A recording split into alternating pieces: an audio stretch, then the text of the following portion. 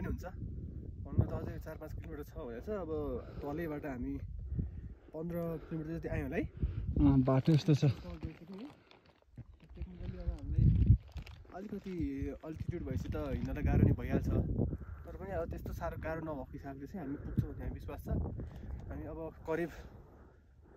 यहाँ पनि फेरि सबैलाई 1.5 घन्टामा पुगिन्छ होला अब होइन मेरो अनुमानमा चाहिँ अब 1.5 घन्टा पुगिन्छ होला 1.5 घन्टामा हामी भैरवकुण्ड पुगिन्छ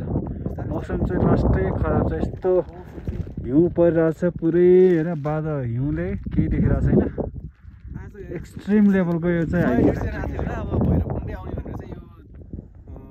माथि बाट चाहिँ जस्तै 10-15 जना छन् अरू चाहिँ फर्केका छन् हामी त्यही 10-15 जना पनि परेका छौँ लगभग 98% चाहिँ फर्किसक्यो बिच बाटोबाटै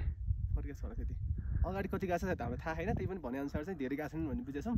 लगभग 9-10 जना 10-15 म्याक्सिमम 15 जना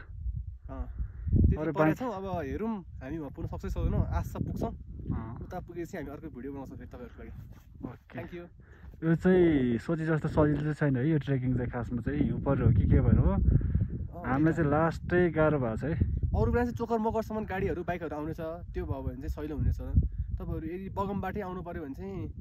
एकदम गाह्रो त्यहाँबाट चाहिँ एकदम गाह्रो हुँदो रहेछ त्यस्तो गर्दै हुनुहुन्छ बिचमा होटलहरू केही पनि छैन खाना तपाईँहरूको यो चोगाउँ के भन्छ चोकर मकरसम्म चाहिँ बाइक आउने अथवा गाडी आउने वातावरण छ कि त्यो बुझ्नु होला यदि त्यो छ भने चाहिँ तपाईँहरू प्लानिङ गर्नु नत्र भने अलिकति टेक्निकली टफै छ त्यस्तै गाह्रो छ ल है त माथि भेटौँ न अब